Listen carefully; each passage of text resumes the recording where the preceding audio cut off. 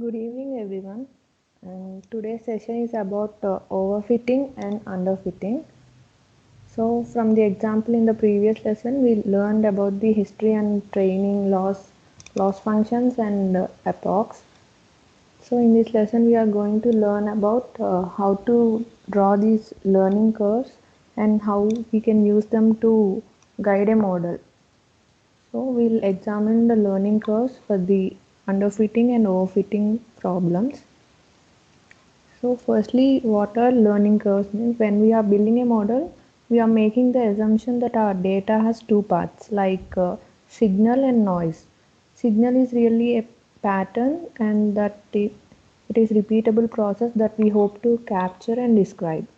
So noise means it is everything that gets in the way while we are training the model. Noise, it is only the true part of the training data and the random fluctuations that come from the data while it is being trained and predicted. We will train a model by choosing weights or parameters that minimize the loss on a training set. So when we train a model, we have been plotting a loss curves between the training data and the validation data. Here the curve implicates the loss function and the epochs. In the previous session we have learned. So first we'll be knowing what is underfitting and overfitting. First, when we let us consider that we are designing a machine learning model, and it is said to be good if it have a new input data from problem domain. Now suppose if we want to check how well our model is working, then we have to use overfitting and underfitting, which are majorly responsible for the poor performances of the algorithms. Then what is meant by underfitting? It is a model algorithm that have underfitting when it is not captured with the trend of the data. It's just like trying to fit the undersized data. So it destroys the accuracy of the model. So it usually happens when we try to build a linear model with a non-linear data. In such cases, the rules of machine learning are easy and flexible. So coming to overfitting, it is a model in which we will be training the data with mm, plenty of data so that fitting ourselves into oversized data. So when a model gets trained with so much of data, it starts learning from the noise and inaccurate data entries in our data set. So then the model do not categorize the data correctly. So because of that, we will be getting the overfitting with non-parametric and non-linear methods, because these are the algorithms that have more freedom in building the unrealistic models. So these are the graphs between the underfitting and overfitting with true curve and fitted curve. The underfitting is the training set when the loss is not as low as it could be because the model hasn't learned enough signal. Here, overfitting, the model has learned too much of noise. So coming to capacity, it is the model's size and complexity which a model can hold. It is measured as a capacity of the model. So for neural networks, this will be determined by how many neurons it has and how are they connected. So we can increase the capacity of network by making it wider or by making it deeper. So wider networks have an easier time learning than deeper networks, which is depends on data set. So we can add the capacity like this by adding the dense layers and the activation functions. This is the general model. If we want to add a wider capacity, we need to use wider equal to keras dot sequential. If we want to add deeper capacity, we need to write keras dot sequential deeper equal to keras dot sequential. So early stopping means before the model it if we use this early stopping before the underfitting and overfitting, it will be stopped between the both the curves, so that in the model we can see about more noise and less signal. So the validation loss may start to increase during training. So to prevent this, we are using early stopping by using this. So once we detect that the validation loss is starting to raise again, then we can reset the weight back to the where the minimum is occurred. So training with this early stopping also means we are in less danger of stopping the training too early before the network has finished learning signal. So besides preventing overfitting from training too long, early stopping can also prevent the underfitting. So now we will be adding early stopping by using this function early stopping equal to, we will give the min delta data and patience and restore best weights. We will be calling the callback functions from the tensor, and we will be importing this library from the TensorFlow.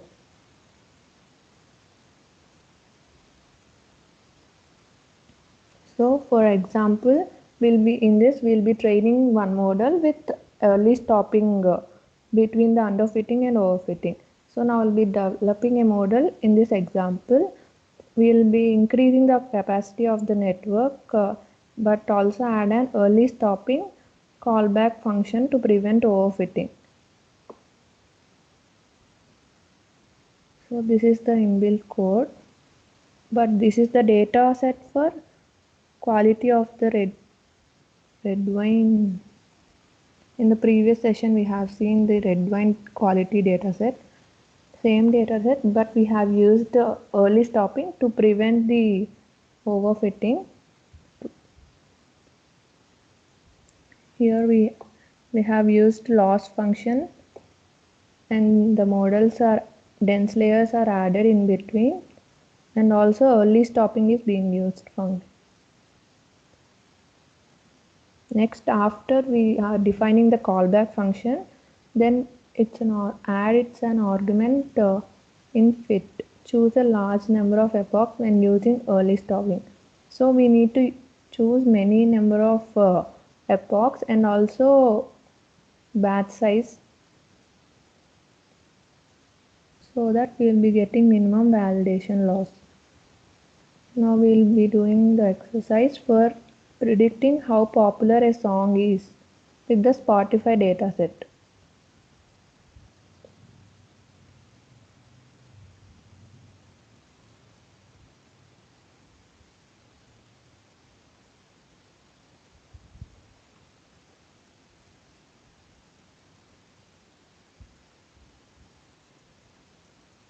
This notebook is an exercise, okay. In this exercise, we'll be learn how to improve training outcomes by including an early stopping callback to prevent overfitting. So we need to run this cell for setting up.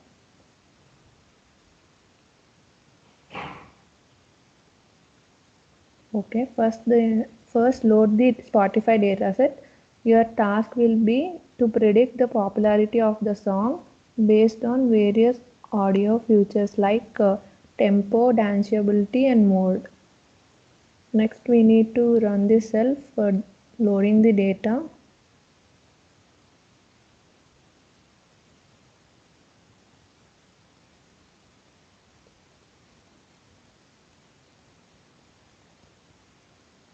The inputs given are 18.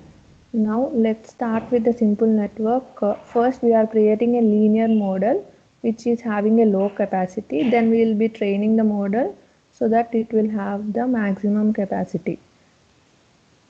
So run this next cell without any changes to train a linear model on Spotify dataset.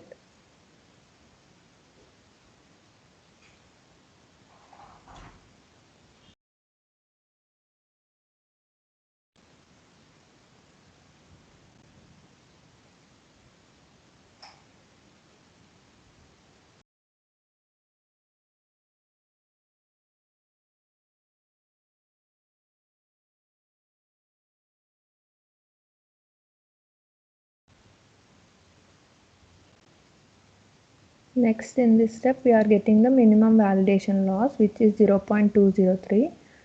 Next, we need to start the plot with 10 epochs.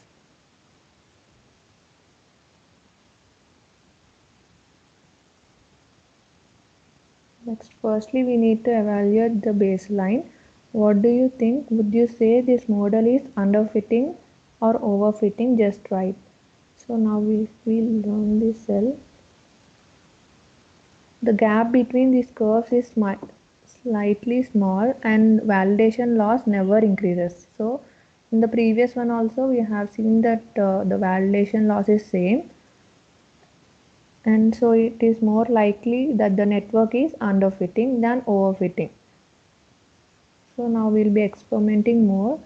Now let's add some capacity to our network, so that we'll be adding 3 layers with 128 units. So run the next cell to train the network and see the learning curve. Just we need to run the cell so that we'll be training the network and see the learning curves.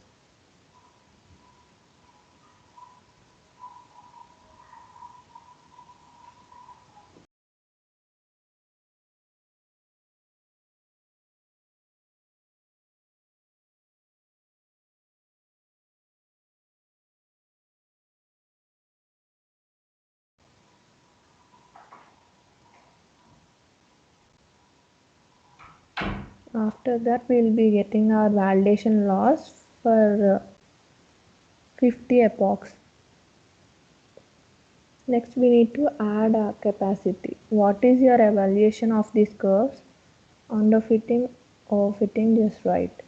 So if we run this cell, so now the validation loss begins to rise very early while the training loss continues to decrease.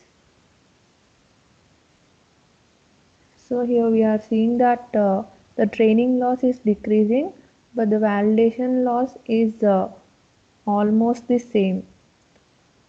This indicates that the network has begun to overfit. At this point, we would need to try something to prevent it, either by reducing the number of units or through a method like stopping, early stopping by calling back the function. So here we need to write the code for early stopping with 5 epochs, and minimum delta is 0.001.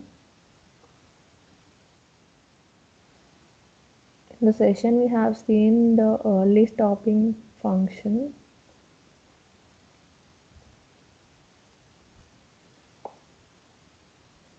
So we can use this.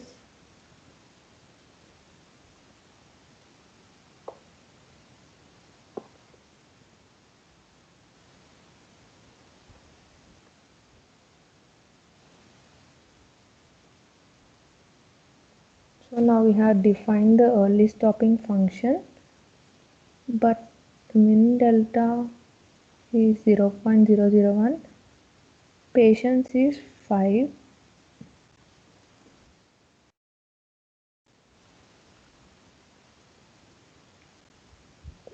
Restore best weights is true.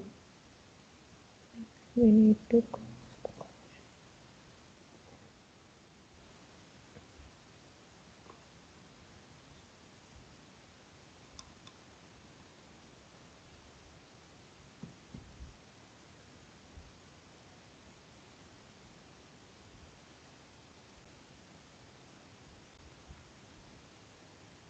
here we need to call back the function.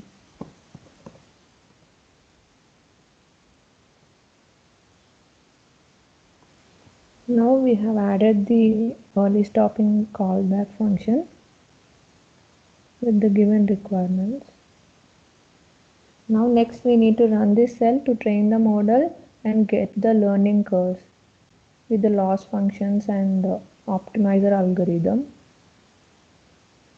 So here we are getting the same minimum validation loss, 0.2023. Next, was this an improvement compared to training without early stopping? The early stopping callback did not stop the training once the network began overfitting. Moreover, by including restore best weight, we still get to keep the model where validation loss was lowest. Yeah, we did not see any change in the validation loss. Next, that's it for this exercise. Thank you.